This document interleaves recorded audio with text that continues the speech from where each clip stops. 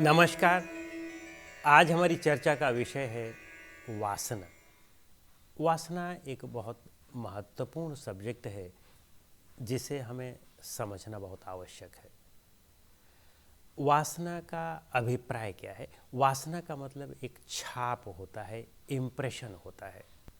जो कुछ भी हम व्यवहार करते हैं या कोई दूसरा हमसे जो कुछ भी व्यवहार करता है उसकी हमारे चित्त पर एक छाप पड़ जाती है, उसे ही हम वासना कहते हैं। यह छाप दो प्रकार से पड़ती है। एक तो उसका चित्र हमारे अंदर आ जाता है और दूसरा उसके भाव आ जाते हैं। तो चित्र की छाप एक पड़ गई और एक भाव की छाप पड़ गई। तो जो भाव की छाप पड़ती है उसे ही हम वासना कहते हैं, क्योंकि वासना सूक्ष्म होती है। जो चित्र की छाप पड़ती है वह वस्तुतः हमारे मस्तिष्क या स्मृति में ही रहती है और वह स्थूल होती है। जो सूक्ष्म होती है उसे ही हम वासना कहते हैं। आइए अब हम इसे और गहराई से समझने का प्रयास करें।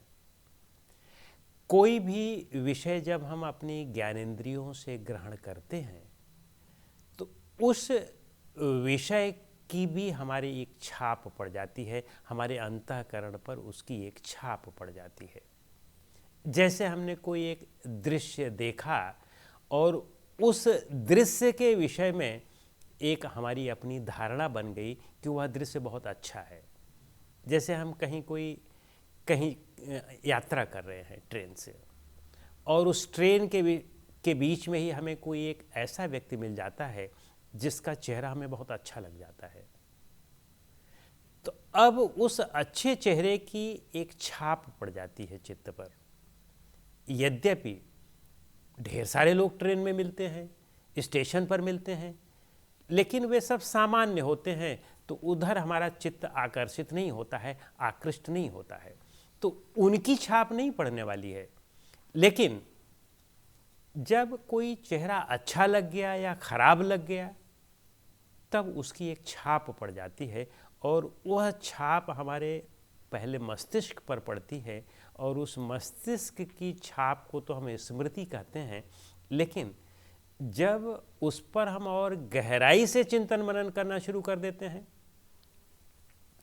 तब उसकी वासना बनने लगती है। तो आइए इसकी प्रक्रिया हम समझने का प्रयास करें। जैसे हमने कहा कि हमने कोई दृश्य देखा स्टेशन पर, ट्रेन पर, वह हमें अच्छा लग गया। तो जब हमने पहले दृश्य देखा तो देखते ही जो हम सोचते हैं तो वह तो मन का कार्य है, क्योंकि मन का मतलब ही है संकल्प विकल्प करना, सोचना विचारना। तो सोचना विचारना का कार्य यहाँ मन हो गया।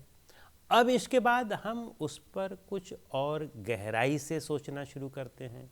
वह चीज़ हमें अच्छी लग गई तो उस पर हम और गहराई से सोचना शुरू करेंगे। अगर वह अच्छी और ख़राब न लगती तो उस पर गहराई से सोचने की बात ही नहीं उठती थी।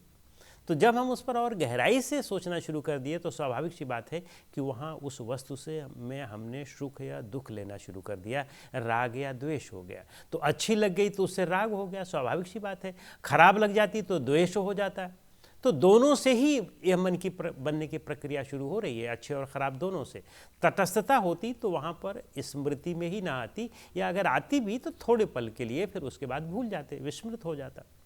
क्योंकि आपको स्टेशन पर, ट्रेन पर हजारों लोग मिलते हैं, लेकिन जो चीज़ दृश्य अच्छा लग गया उसके विषय में जब बात हो रही है तो जब हम उस पर गहराई से राग द्वेष उस पर करना शुरू करते हैं, उस पर सोचते हैं, तो अब हम उस दृश्य को पुनः देखना चाहेंगे, क्योंकि उसकी अब हमें इच्छा होगी, बार बार देखने की इच्छा होगी।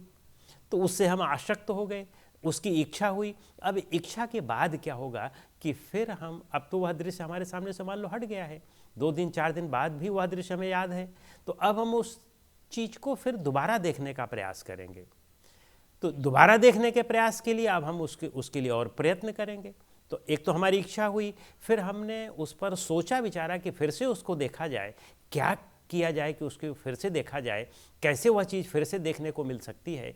ये सब चीज़ें हम उस पर सोचने विचारने लगते हैं, गहराई से सोचने विचारने लगते हैं।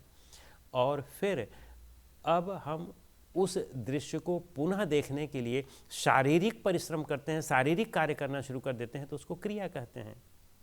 और फिर हम किसी तरह से उस दृश्य को जब पुनः देखते हैं तो पुनः देखने पर अब वह दोबारा जब देख रहे हैं तो हमारी स्मृति की एक लेयर और चित्त पर चढ़ गई।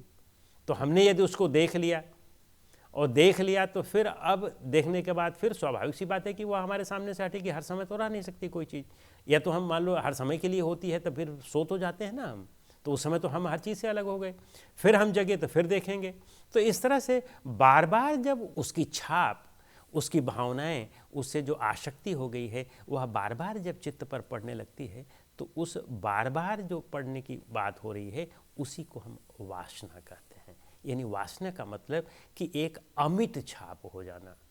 और यह वासना तभी बनती है जब वस्तु से या प्राणी या पदार्थ से हमारा राग और द्वेष हो जाता है। यदि उससे राग और द्वेष न हो, तटस्थता हो, तो बेशक चूँकि हमारे अंतःकरण का कार्य ही किसी चीज़ की छाप लेना है, तो वह बेशक उसकी छाप ले, लेकिन कुछ दिनों बाद वह विस्मृत कर देता है। जैसे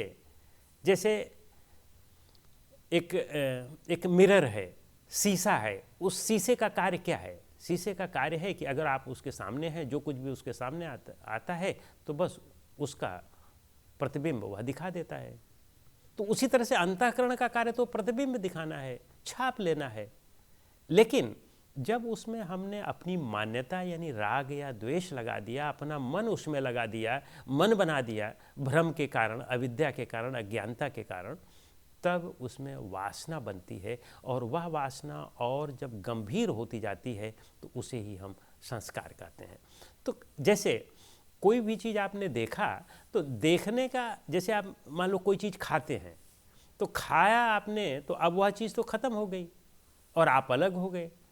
आप दोनों, वह वस्तु भी अलग हो गई और आप भी अलग हो गए उससे। लेकिन उस वस्तु की जो वासना है, उसकी जो स्मृति है, वह बार बार जो है उस चीज़ पर आपको याद दिलाएगी, क्योंकि उससे संबंध तो हट गया लेकिन उसका एक छाप पड़ गया है, उससे याद दिलाएगा। और उस याद को ही हम वासना कहते हैं। जैसे आप कोई भी चीज़, जैसे आप लहसुन खाते हैं तो लहसुन तो अब आपने 2-4 लहसुन खाया, लहसुन समाप्त हो गया, आप भी अलग हट गए, लहसुन भी अलग हट गया। अब आपको ज़्यादा उससे एक बार में तो ज़्यादा खाया नहीं जा सकता है। तो लेकिन उसकी जो गंध है लहसुन की, वह तो आपके अंदर बनी रहेगी, कुछ देर तक बनी रहेगी। तो प्रमाण तो यही हुआ ना कि उसकी गंध है और उसका जो स्वाद आपने अंकित कर लिया है, तो वह जो स्वाद आपने अंकित कर लिया है या जो उसकी स्मृति बनी हुई है और गहराई से जो स्मृति हो जाती है, उसे ही हम वासना कहते हैं।